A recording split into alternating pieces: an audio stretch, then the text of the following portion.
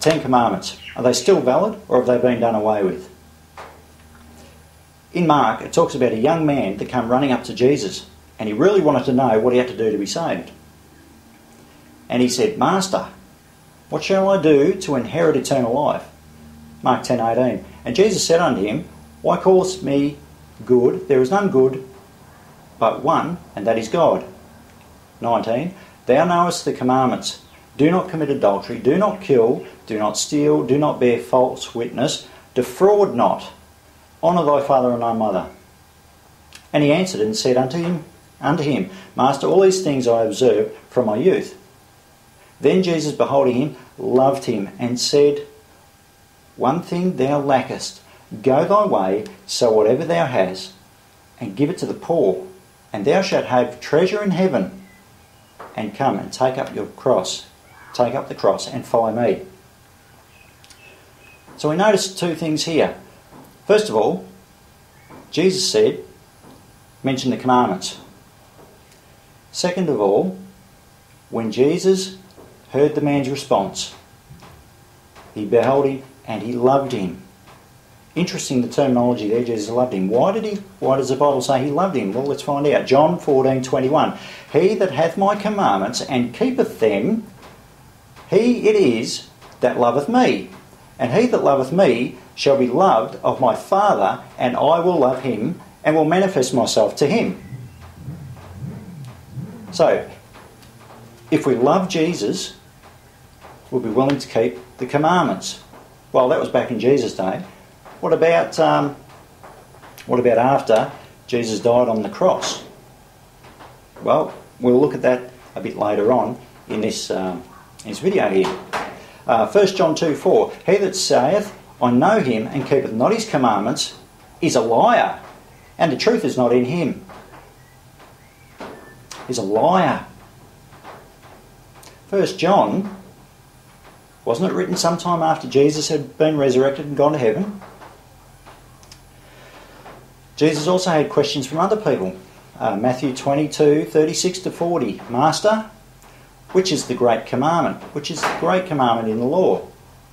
Jesus said unto him, Thou shalt love the Lord thy God with all thy heart, and with all thy soul, and with all thy mind.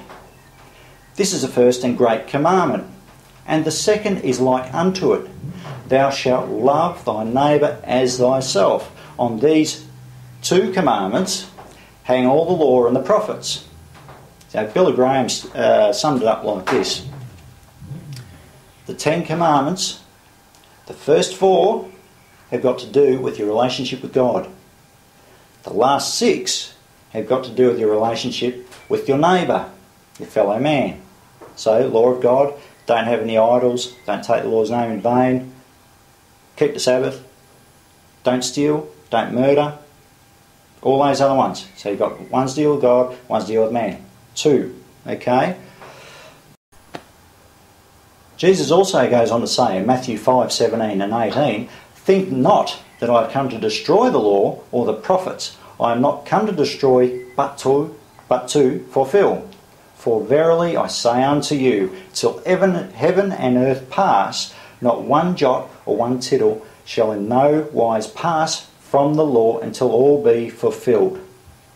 A lot of people look at that text and say, well, when Jesus died on the cross, everything was fulfilled. But let's have another look at verse 18. For verily I say unto you, till heaven and earth pass. Was that when Jesus died on the cross, or is that still talking about when Jesus' second coming is going to happen? Okay. But then there are other people that say, well, what about in Colossians 2:14? It talks about the blotting out of the, it says the law was nailed to the cross. Well, let's have a look at Colossians 2:14. Blotting out the handwriting of ordinances that was against us, which was contrary to us, and took it out of the way, nailing it to the cross. Well, it sounds like that's what it's saying. It sounds like the law has been nailed to the cross. And some people would be quite happy with that. But it talks about the handwriting of ordinances. Now, what is the handwriting of ordinances?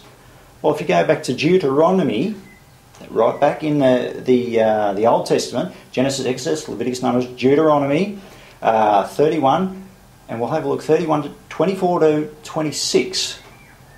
Okay, and it came to pass when Moses had made an end of writing the words of his law in a book until they were finished, that Moses commanded the Levites which bear the ark of the covenant of the Lord, saying, take this book of the law and put it in the side of the ark of the covenant of the Lord your God, that it may be there for a witness against thee. See, Moses had a handwriting of laws, and these dealt with feasts and seasons and special days and sacrifices and what to do if someone committed some sort of an offence that was outside the Ten Commandments. That's that sort of law. Now I can imagine some of you out there are probably starting to think, oh no, here we go, he's going to start blabbing on about the Sabbath again. I'm not going on about the Sabbath this time, it will be the next one. But listen, James 2:10 says, for whoever shall keep the whole law and yet offend in one point, he is guilty of all. For he that said, do not commit adultery, and also said, do not kill.